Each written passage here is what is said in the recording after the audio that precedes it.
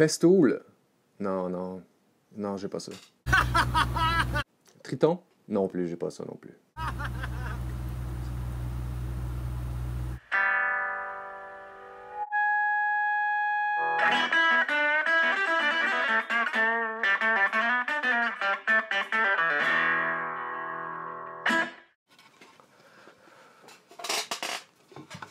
Vous avez sûrement vu partout sur Internet des vidéos qui vous montrent comment aplatir une planche de bois ou flattening jig. En français, ce serait comment dégauchir une planche de bois avec un routeur.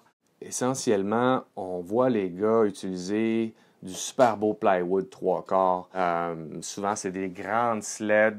C'est super beau, c'est parfait.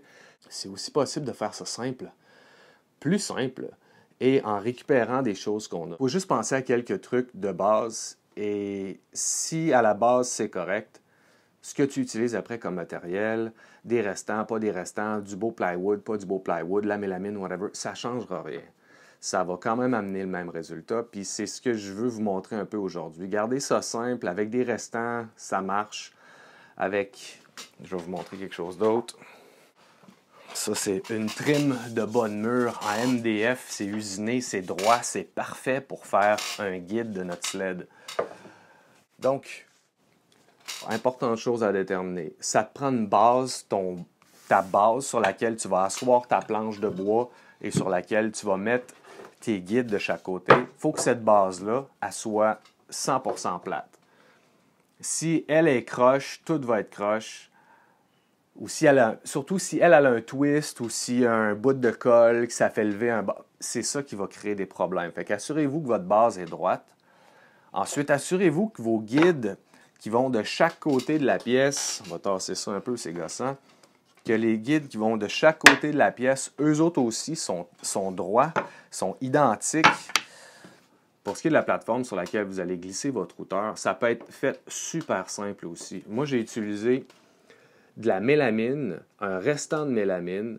Je l'ai coupé aux dimensions de mon routeur. Fait que mon routeur, il fit ici, puis il glisse le long. J'ai 2 rails, une de chaque côté de mon routeur, puis aussi une de chaque côté ici qui bloque mon routeur de passer ou de manger ma groove. En arrière, je me suis fait des espèces de stoppers ou d'arrêts, appelez ça comme vous voulez. Ça empêche la pièce de glisser. Quand je pousse mon routeur, si la pièce elle bouge, puis oups, ça part, ben ce stopper-là, il vient à côté, puis ça l'empêche de perdre le cap un peu. Une autre chose à penser aussi, il ne faut pas que votre pièce elle bouge. Right? Donc, dans notre cas ici, ma pièce n'est pas droite. Fait que ça serait important de mettre des shims. Ça va être important de mettre des shims aux endroits où ça rock, pour vous assurer après que votre pièce ne bouge plus et qu'elle est sécurisée sur votre fond qui est droit. Ensuite de ça, vous mettez vos guides et vous pouvez commencer à dégauchir votre pièce. Fait que ça n'a pas besoin d'être compliqué pour être fonctionnel. Ça peut être super simple, juste vous asseoir, faire un dessin de ce que vous avez de besoin, de la taille que vous avez de besoin, et ça va fonctionner. Fait que vous n'avez pas besoin d'aller vous acheter une planche de 3/4 qui va vous coûter 100$, surtout dans le temps du COVID, c'est effrayant. Et c'est possible de faire ça simplement avec ce que vous avez dans le shop, probablement. Sinon, allez acheter un minimum de matériel et d'arriver à faire quelque chose qui est parfait, honnêtement, super. Ça n'a pas besoin d'être dispendieux pour être efficace, mais c'est vrai que à certains niveaux, c'est bon d'investir un peu d'argent. Et là où c'est bon d'investir un peu d'argent, c'est sur une bonne fraise, une bonne mèche. Une fraise pas chère, ça ne dure pas longtemps, puis ça peut créer des problèmes qui sont pas... que vous pourrez quand même adresser. Par exemple, ma mèche, moi, elle va brûler un peu mon bois dur parce qu'elle commence à être mal aiguisée. Ben, ça va faire des marques de brûlure. Ça veut dire que ça va me donner une étape de plus, qui est le sablage, pour aller enlever cette marque de brûlure-là.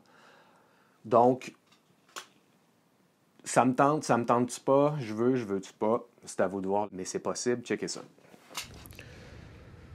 Un des désavantages de prendre des restants, des fois, de coupe, c'est que, dans mon cas, ils sont pas assez larges pour que je puisse les clamper sur ma table. Fait que je suis obligé d'utiliser le truc en anglais, c'est le double sticking tape trick. En fait, c'est qu'on imite un collant à deux faces, du tape à deux faces, en utilisant deux tranches de masking tape qu'on joint ensemble avec de la super glue puis de l'activant. C'est vraiment pas compliqué et c'est super fonctionnel. Ensuite, assurez-vous que le tape est vraiment bien collé sur vos surfaces. Parce que souvent, du tape comme ça, du masking tape, ça n'a pas beaucoup de gomme et ça pourrait vous causer des problèmes si votre pièce se déplace. Si vous avez de la misère à aligner vos tapes, là, mettez vos tapes un par-dessus l'autre puis déposez votre pièce par-dessus ce que vous avez fait. Ça facilite l'enlignement des tapes. Vous avez remarqué que j'ai laissé le tape dépasser de chaque barre. C'est juste que ça me permet de réaligner ma pièce facilement. C'est là qu'on va mettre nos shims, parce que si on veut transférer la surface plane de notre table sur le dessus de notre pièce, il faut qu'elle ne bouge pas, il faut que ça soit sécure.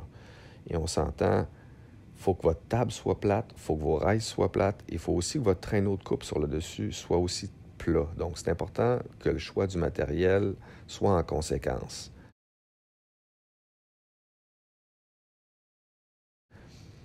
Ça, c'est la bite que j'ai achetée, la fraise, pardon, que j'ai achetée sur Amazon, 19,99. Je vais laisser un lien dans ma description. Ça fait le travail, c'est arrivé vite, ça n'a pas été long.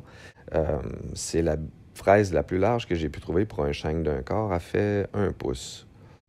Pour ce qui est de l'ajustement de votre hauteur, commencez sur la partie la plus haute de votre pièce et faites juste descendre votre fraise pour qu'elle touche puis qu'elle frotte juste un peu la surface.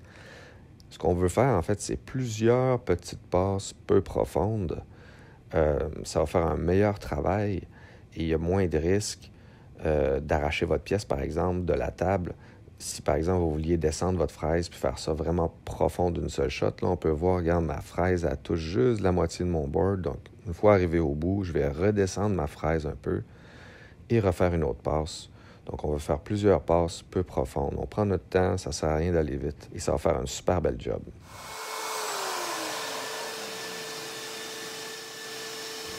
Ça, c'est mon petit système à distance. Je suis super content. Avant, il fallait que je fasse le tour de la shop pour aller fermer mon vacuum. Là, je fais rien que peser sur un piton. C'est génial. Fait que ça ressemble à ça, tout le monde. Merci d'avoir été là encore une fois. Puis laissez-moi un commentaire ou des critiques, peu importe, ça me ferait bien plaisir. Ça a marché. Fait que super jig. Ben simple, n'importe qui peut faire ça à la maison, je vous jure. Ça marche avec n'importe quelle hauteur. C'est génial!